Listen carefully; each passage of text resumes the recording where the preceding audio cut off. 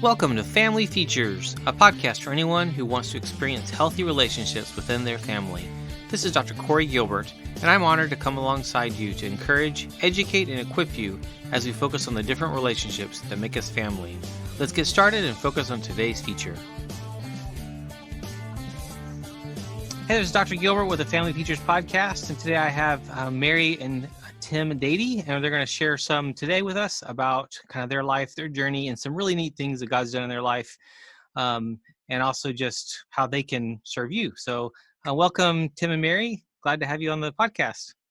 Yeah, thank you. It's great to be here and being able to share a little bit about us and, our journey that God has led us down these past few years. Yeah, thanks for having us. Yeah, and so I actually reached out to them because I saw Mary post something on Facebook about her journey of just transformation, personal health and well-being, something that I'm passionate about because of my own journey, but also this impacts everything from marriage to mental health, and then especially our physical health. So tell us more about you guys, your journey, your life, and where you've kind of come from and where you're at today. Yeah, so we're both Corbin graduates. We met at Corbin, where we were both ministry majors, and ended up doing full-time ministry overseas for about 5 years. Where were y'all? We were in Latvia, in North Europe. Nice. Yeah, we worked with a small organization called Josiah Venture that specifically works in post-Soviet countries with youth ministry. So. Oh, neat. Wonderful. Yeah, so we were helping local churches build youth ministries because a lot of the churches there, they have a strong parent or older generation, so 60 plus, but a lot of the youth are not being reached. And so just helping churches realize if we don't reach the youth, then our church will literally just die out and we won't be a church anymore. And so just kind of helping bridge that gap and inviting students to events that they'd be more interested in and not necessarily so through music and sports and everything like that, just helping students get connected with local churches. So is that lacking in that country? Just a lot of the youth type centered things? Yeah. Latvia has the second highest youth suicide rate in Europe, and the percentage of Christians is around 2%, depending on what you're counting. It is a tiny country, and there is a church that survived communism. But yeah, they're definitely needing some help in reaching the next generation. Great. So is your passion youth?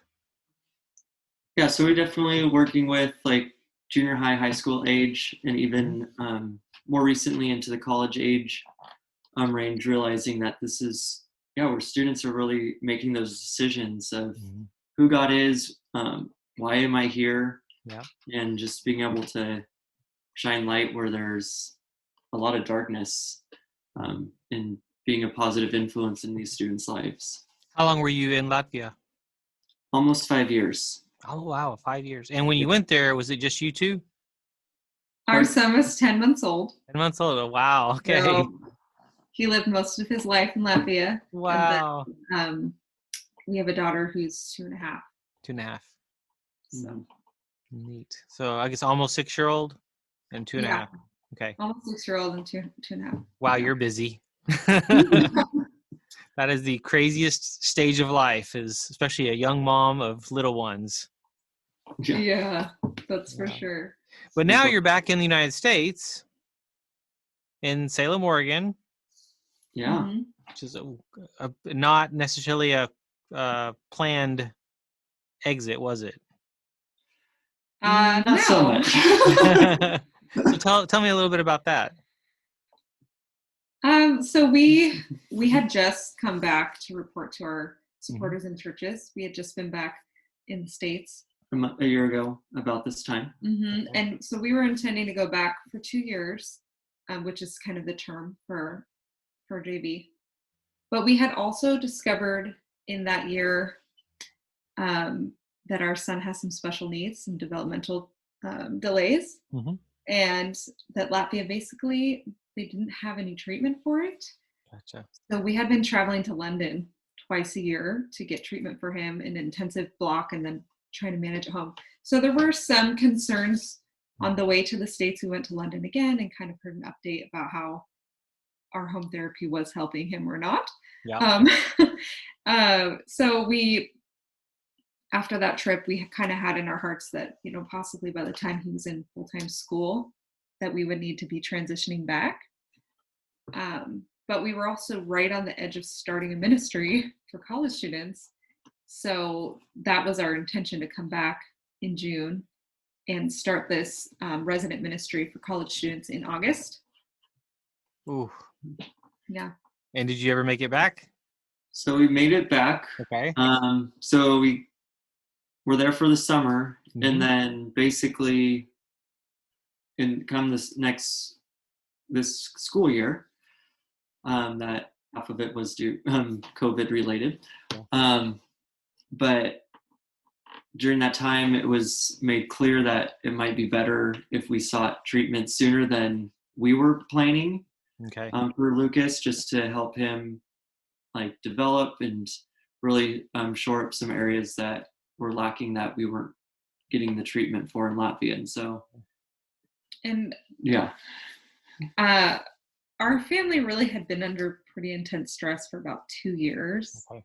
And I think, you know, as missionaries, we're really like prepared and ready to deal with things that are challenging. There's culture stress. You're both Mhm. learning the language and Mhm. operating in the language on a daily basis. But yeah, after our daughter was born, I was also struggling with depression and Mhm. anxiety Yeah. that really went undiagnosed for half a year. Oh, wow. I was told at one point that everyone is depressed in the winter, which Mhm. might be true in Latvia. It's very dark there. Yeah. Yep. So we knew that was going in the background, but we kind of were shouldering it and trying to Yep. do our best to get through. So those things combined kind of were probably the major factors in us leaving sooner. Yeah. So a lot of things outside of your control. Yeah. Health, your health, your son's health. And so then you came back in September, October, was that? Somewhere in there? Yeah. October. So, yeah. October. Okay. To Salem, Oregon, which is that where you were from? Not originally. So Okay. we spent since college, so about 10 years before we went overseas. So we kind of basically call Salem home, Okay. even though our parents and where we grew up isn't Salem. But it's kind of where we had our married life was, our college life, and Our church yeah, community. church community. And so this is where we felt called when we were told hey, it's better if you go home, not sure. Yeah, that's when you live in multiple places, you're not sure what home is really.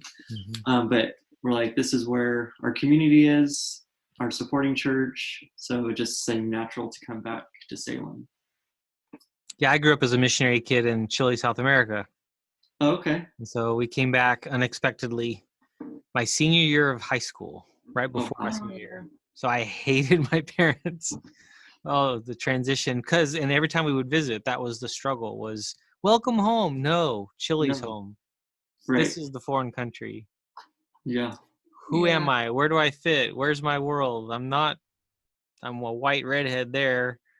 And like a sore thumb, and here I'm nobody. Like, yes, it's a struggle. Identity. Yeah. And so you came back to Salem, Oregon, October, and you had jobs lined up and life was all peachy, right? Yeah. That would have been nice. That would be nice. So from the moment it was decided, and in many ways it's decided for us, that we would leave, to landing was only 2 months. Oh, wow. So we had 2 months to literally sell everything we own, pack it up. Yep. Yeah. So yeah, Tim definitely did some research during that time, but he hadn't had any interviews or anything until we got back. So you came back still with no job. Yeah. So we had, like, the only thing we had lined up is we had a place to basically crash Okay. until we found, well, the home that we're living in now. But that was the only thing that we had. And a church family And a church family. that probably has Which was changed good. like crazy since years past. So it's not Yeah, the same. Yeah. But that's hard. yeah. But some of the same people. Yeah, there's the same people. Church definitely grew at least double its size since we left. So there's Not really double, was it? at Probably least, feels like it. New Yeah. people everywhere. right. So, but yeah, Yeah. God definitely was in the midst of it, because like within 6 weeks, we're in our home. Like my mom's a real estate agent. Nice. So she was able to come up one weekend and help us kind of do some house hunting. Good. Nice. And this was the last home we saw was the one we chose, because it was like just ended up being the one that was perfect for our family. So it's like, and it wasn't even one that we were really considering in the first place. So it was really cool to see how God led us to this That's neat. place. And then, So you bought the house. yep. So bought the house. Wow. And that's a big step even in and of itself. Yeah. Yeah. And then you got a job, I hope, somewhere in there. Yeah. So I got a job before we got the house. So I was Okay, only working for. So yeah. It's a good order. We got, Yep. but thankfully we also had severance from Josiah Venture, so we were able to Good. manage things as well. But yeah, so I got a job working for Ted Ferry about a month after being, or Good. 2 to 3 weeks after. Nice. Went in for interview training for jobs, and basically he met with me and he's like, do you know what, I could really see you working here. So God really opened up that door. Awesome. And yeah, it's really cool to see how God has worked. And that's a job that involves working with people. Yeah, and so it's always something we've enjoyed doing. It's just serving people in a different way. So it's kind of cool to. Tim's very administratively gifted, and that was sometimes a struggle overseas, where there's sometimes a certain type of personality that's drawn, visionaries typically, and he was really able to help support organizational things. Yes, it's so needed. Oh, it's so needed. Yeah. My dad's a former physicist for NASA, turned engineering, and so his organizational skills. Oh man, that's what he did so much of, was putting together the research on unreached people groups and the 1040 window and things like that. That many of, especially the visionaries, are not going to be necessarily focused on, but use all the time now. Yeah, that's amazing. That's great. But so along the way, your health and your mental health is not okay, right? Yeah. So after our daughter was born, I had postpartum depression and anxiety, which, we weren't sleeping and we were stressed. So it just really went untreated for a long time until I finally saw a neurologist, because I thought I was losing my mind. I was losing my mind. She kind of patted me on the hand and said, "Oh, honey, you have kids," and didn't really offer any help for me. That's terrible. I know. Except for like deep breathing. Yes, she trained me in some deep breathing. But I was like, now I can see the textbook symptoms. I was rapidly losing weight. I had racing thoughts. I couldn't sleep when I was tired, and things like that. Just at the same time as understanding that our son had special needs. So it was just really like a storm. Oh, yeah. Storm season. Thankfully, after about 8 months of trying to seek medical help and not really finding anything, was able to get connected with a Christian counselor, which is a miracle, because she's the only one in the country. Oh, wow. And she spoke my language. She could counsel in English, which was amazing. That's great. So at that point I was severely depressed, and was not having any good days, and I did need to get on medication for a while,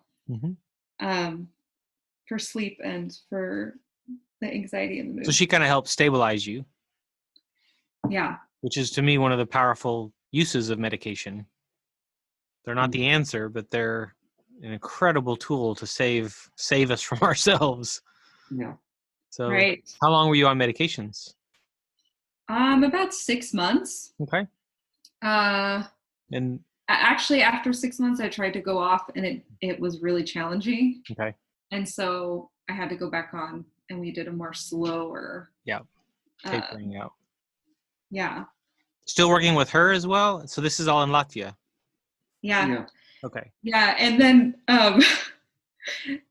it's only funny because it sounds like I'm making it up, but in the same season, we had like massive illness come through our family. So Tim had pneumonia and influenza. Lucas got influenza, tonsillitis, bronchitis. Tim got bronchitis. We were like using the breathing mask, and like it was 8 weeks straight of very, very sick people. Oh man. And so thankfully God really like protected Cecily and I. I don't know, our immunity was a little bit healthier at that time.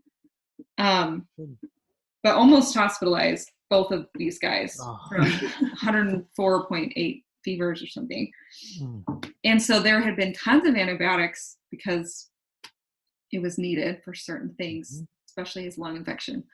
So actually I reached out to a friend who had been sharing about natural supplements because we knew we needed probiotics.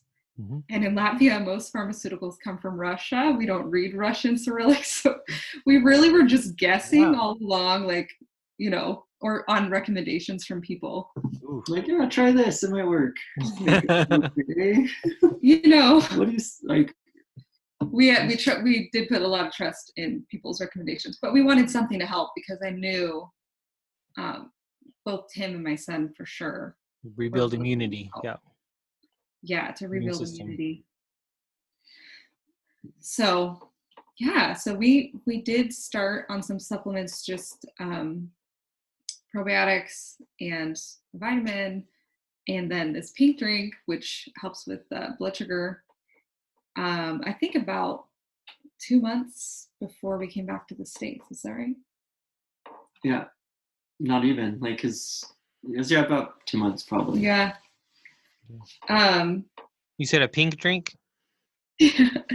Yeah. That's what it's known for. It's Plexus is the company, and it's a drink supplement that helps balance blood sugar. Yep. Which is a powerful tool. Yeah. Well, I realized for myself, I was hypoglycemic most of my life.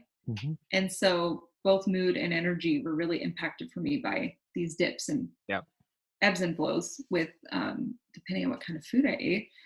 So for me, that was a really big help just in recovery. That was a first step for being able to sleep better. And where did you find out about the pink drink there in Latvia?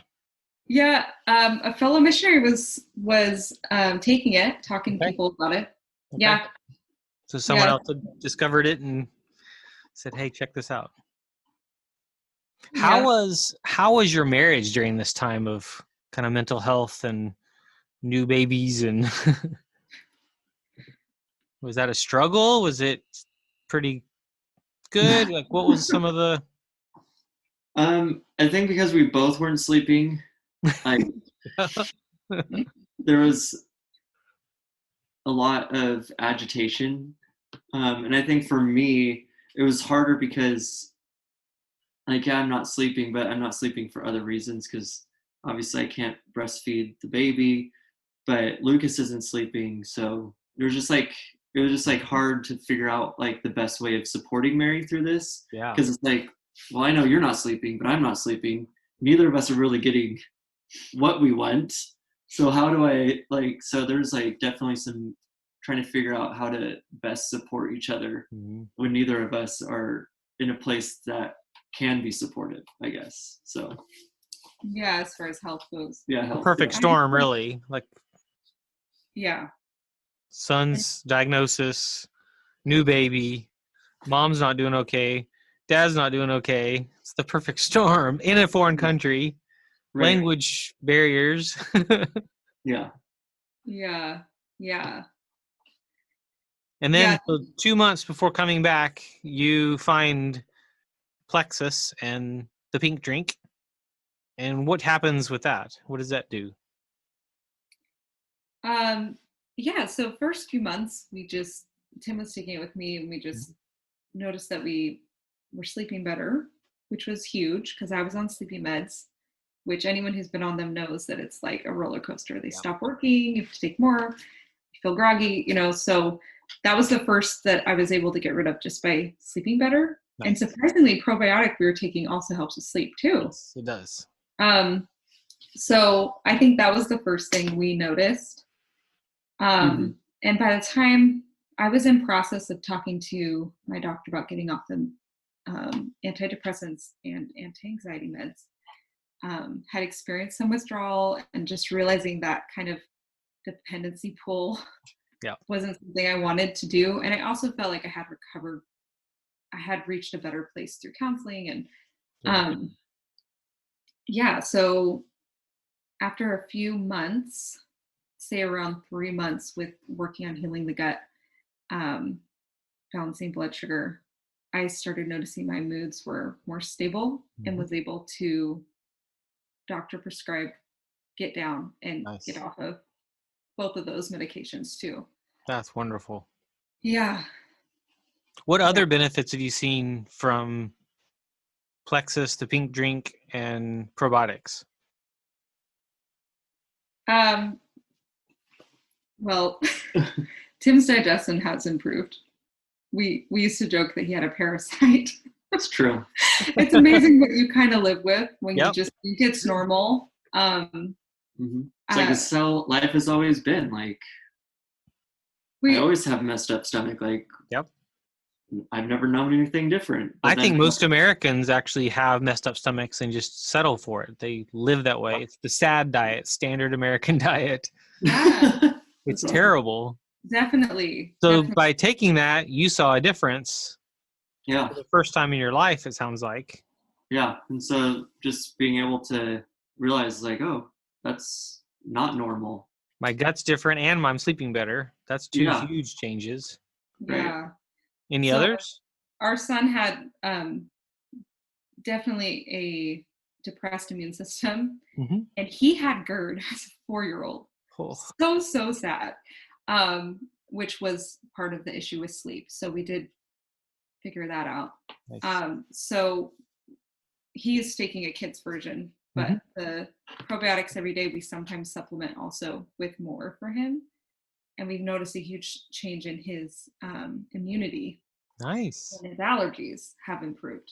Nice. I mean, they're not totally gone, but usually this time of year, his eyes would be like almost shut. And we haven't had to use inhalers for him this year, which that was a regular occurrence. A regular thing. Poor guy. Oh, and so you started this, then that would be back in August-ish. Yeah. Last year. So just since August, there's all these improvements in health for everyone in your family. Yeah. That's huge. Any other changes? Mental clarity and focus have definitely improved. Just in general, just seeing how easy, like one simple thing of adding supplements that your body is lacking can really affect just how you're able to like get through a day and in the good sleep. Yeah, because we were sleeping, but it wasn't like quality sleep. Yeah, I would say the last thing for me is hormonal balance. So that's huge. The depression for me was hormonally induced, probably, and stress. And I had struggled like cyclically, either with weather, like when it's super dark, or just with time of the month with having some like shorter periods of depression throughout my life. And those have lessened and lessened. That's so and actually there is a link between insulin balance. It can trickle down to other hormones. so that's been really huge because I think for me that's a big part of balancing mood. Yeah. Yeah. So. That sounds so great. That's so encouraging to hear. That's so neat. And certainly, remember, I have to say, removing some of the stress of being in a cross-cultural environment and and that's another speaking another language. Yes. That was part of a lot of our health struggles were exacerbated by just a lot of stress. So I think that's helped as well. Nice. I know 15 plus years ago, I walked into numerous doctors' offices with probiotics saying, here's what's helped me so far, but now I'm in a flare up. I have Crohn's. And they go, no, that stuff doesn't work. There's not proof behind it. Totally dismissive. And then I go, am I crazy? You think of it, an N of one, so study of one, me, it worked, or it was working. But Right. it's not, it doesn't save you. It doesn't fix everything, which is one of the struggles we have with medications and with other things is sometimes it's like, this is the savior of our world. And it's like, no, it's a tool. So like Plexus and balancing blood sugar and probiotics that improves the immune system. All those things are tools that can radically change our life, which is, it changes our mood. It changes how we view God, how we view our partner, our family, our children, or myself, which is everything. Right. Sleep alone, just adjusting that changes so much. I found that most medications made my sleep worse. Right. It got rid of the REM cycle. The critical time of your body healing and filing away memories gets shrunk, if not eliminated, on a lot of medications. So doing something natural or some other version, other way of balancing the body changes everything, which is so exciting, but I don't think a lot of people know about it. I think a lot of people still go to the doctor and just do what they're told, and it's medications, and I've met with some young ladies in their 20s that are on 7 to 8 medications. Oh man.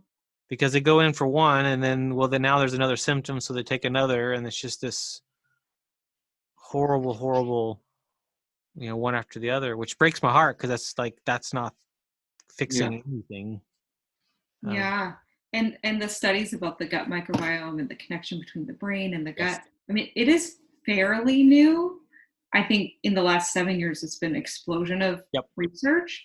So it's possible some doctors and nurses, I have a nurse friend who got her RN 10 years ago, and it wasn't covered in their subjects. So I can kind of see how sometimes that happens. So it's less than that. 6 or 7 years ago, I was at a conference here in Oregon from a doctor from LA, Hispanic guy saying, I was trained, 15 plus years ago, but here's the new future of medicine. And everything he outlined was better sleep, probiotics, exercise, water, like all these, like so basic.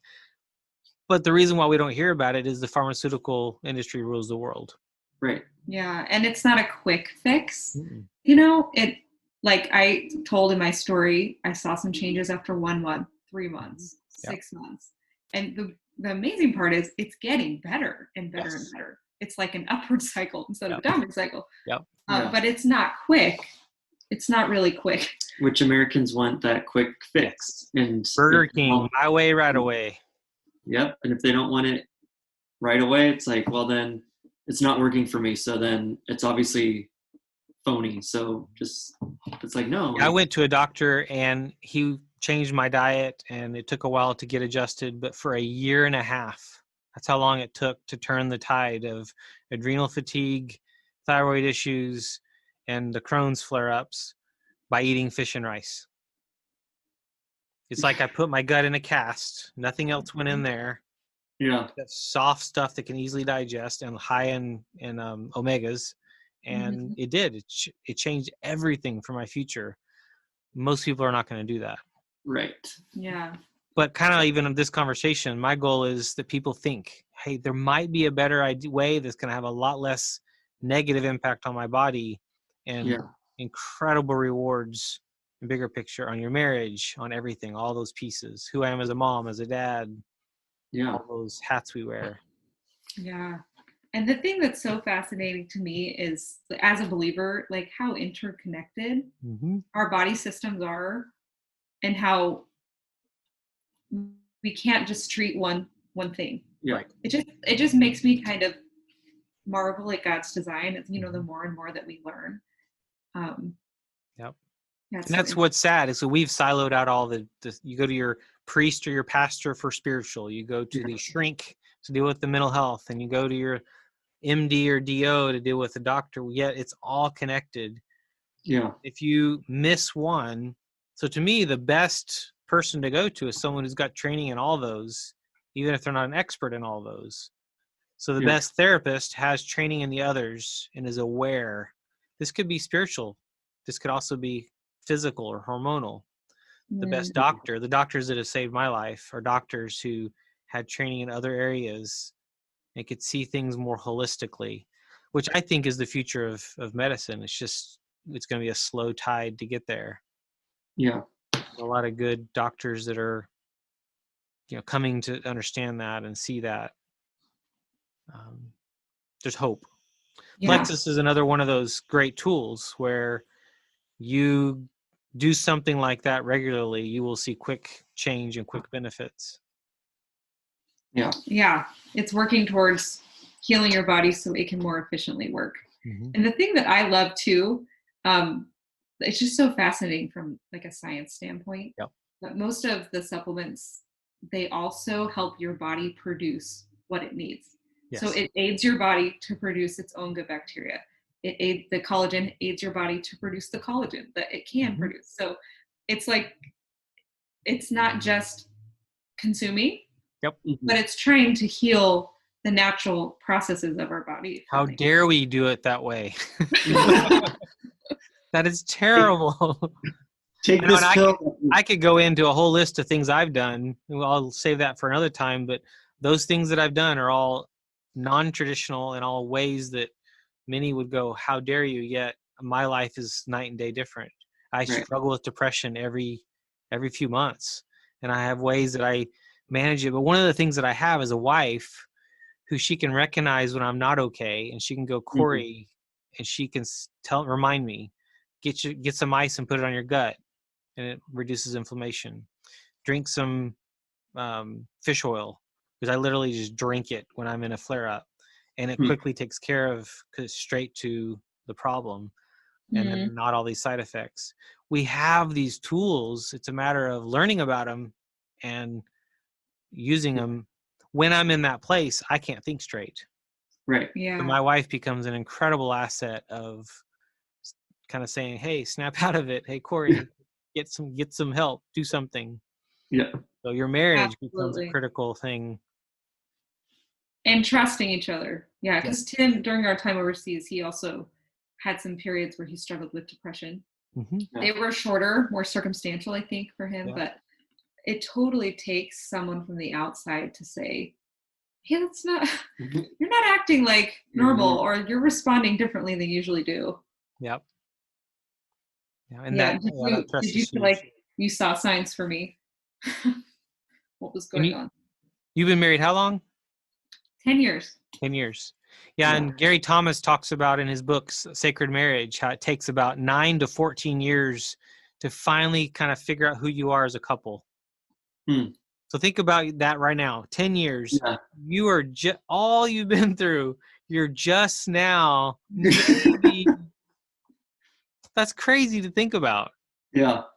At 10 years for Kelly and I, we had 3 kids. We'd been through a bajillion hospitalizations with me, lived in, I think, 5 states. I mean, we had been through so many changes, finished a PhD program, on and on and on.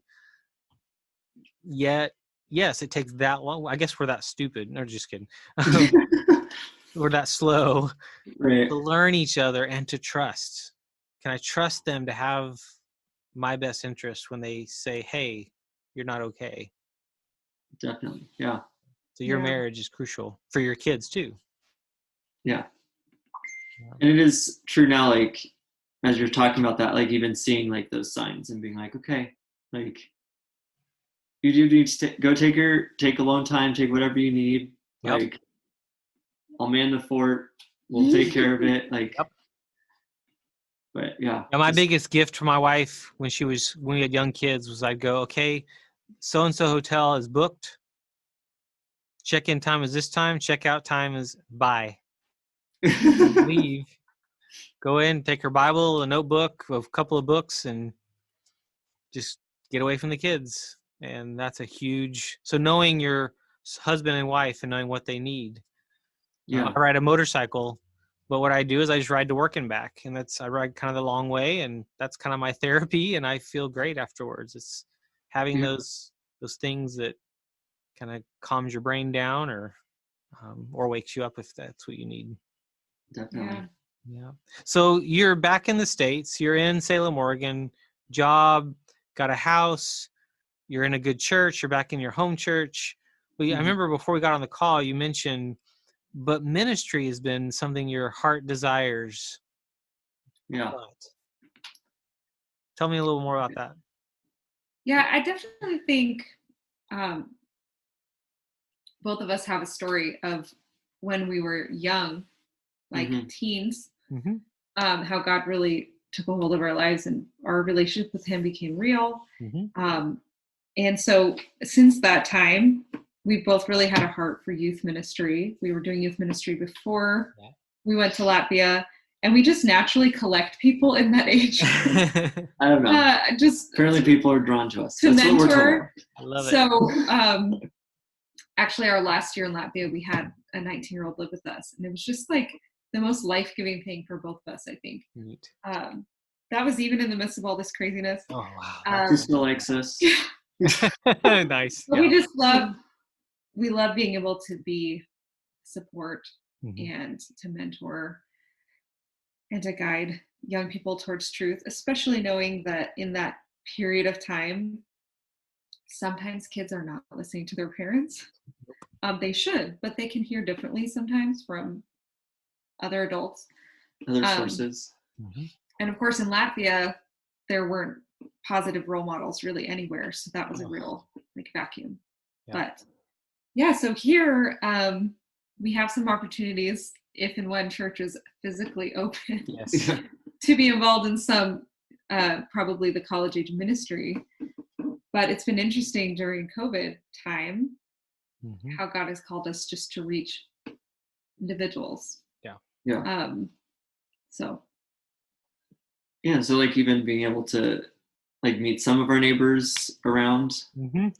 Like that's been really nice. Like people are more open to kind of being out, like not out, but like, hey, you can see somebody on the street, like taking walks. They're more open to chatting, and so which has been kind of a godsend of being able to reconnect in that way to our neighbors. So that's so great. It's going to be neat to see, because even you have 2 young kids, and I don't know if more are on the way or not, but your ministry and where God leads you for work, or if he turns the work into ministry, or like it's just neat to see all those unknowns, but you're going to journey that together. Right. Like to create something beautiful together. I would not be where I'm at if it wasn't for my wife. She's just been incredible. And it's weird to look back and see how I was even like the kind of girl I was attracted to was so different than she is. And I was so dumb to see that God really knew what I needed, and just how beautiful that is. And then our 3 kids, and that your ministry there is raising those your 2 kids to love him, to have a heart for Christ and others, and live in a dark time when it comes to a lot of anger and hate, and it's so sad. It'll be interesting how, like, especially Lucas, like when we were living in Latvia, like he would constantly ask like different people, like we're giving somebody a ride to either a youth event or just whatever, like he would ask like us, like quietly be like, do they know Jesus? I love it. Do they know God? And we're like, well, why don't you ask them? I love it. And so it'll be interesting to see how that develops now, being back and being like, if he is still that inquisitive about like Yes. different people that we invite into our lives. I know my son one time, my middle son was in a tree, and all of a sudden he realized one of his friends that he played with in the street, like just around the neighborhood, didn't know Jesus. And he was like in the tree, I can't remember the kid's name. He was like, Jeff, do you know Jesus? You need to know Jesus. And we're like, that's not the best way to do that. I will not let you out of this tree until you know Jesus. But the heart, oh, please don't lose that heart. I just, Right. Yeah. oh, so important. Yeah. Yeah. Yeah. And so I remember, again, one of the things that drew me to you, Mary, to get on this was that story of transformation that you shared on Facebook, and just you're in a different place physically, health, mental health, just as a whole. And that's just beautiful to me. I love that. To me, marriage is one of the most central pieces of who we are if we're married. And it impacts everything, but then it has that impact on mental health, physical health, and then it's vice versa, like we've talked about, just the way that's all integrated. And then the spiritual health as well. Yeah. The community. Our community, actually, ironically, is we homeschool, so that's our homeschool community, and then we have Boy Scouts and American Heritage Girls. I never would have guessed that those would be, because you mentioned being that role model for people. And that voice when they won't listen to their parents. None of us really wanted to listen to our parents as teenagers. True. So even the best of us need other people around our kids that we kind of vet, that we've chosen.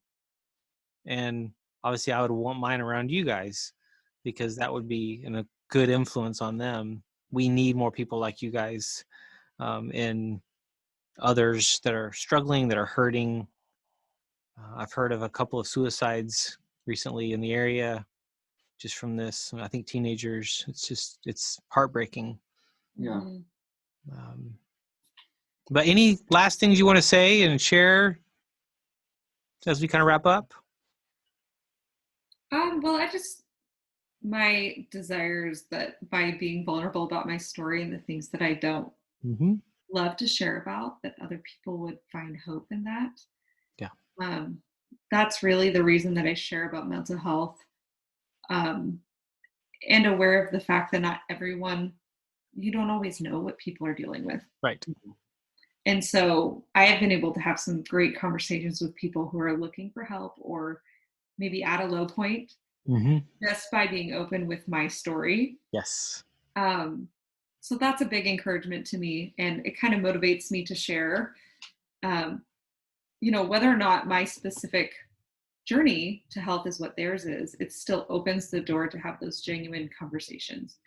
And I love that. That's totally been my heart all along with ministry. And I love that that's an avenue for that.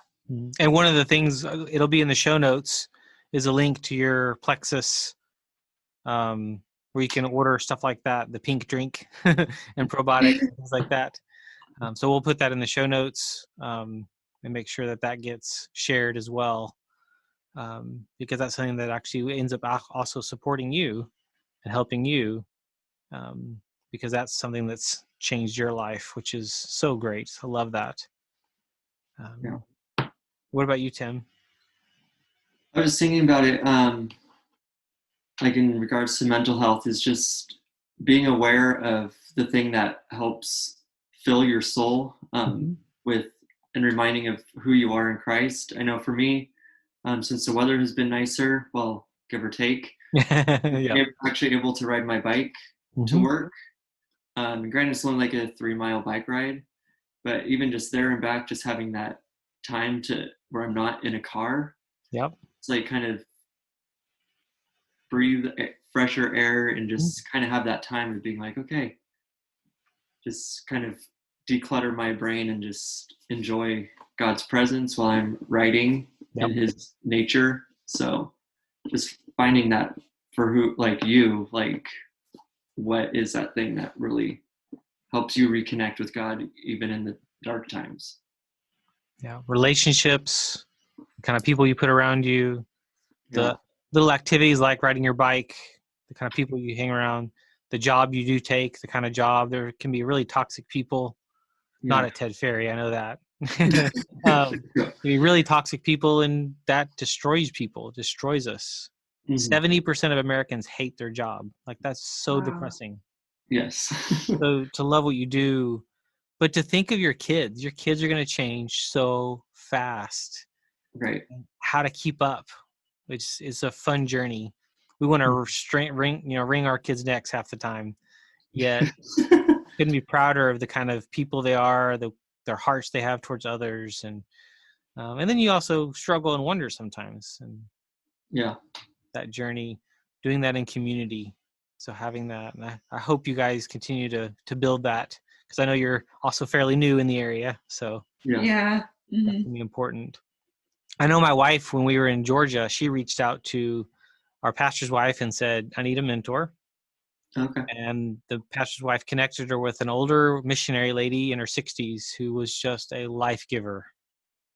It was so neat to see how she ended up in community Bible study, and she's been a part of that for 12, 13 years now, where it was a group of women.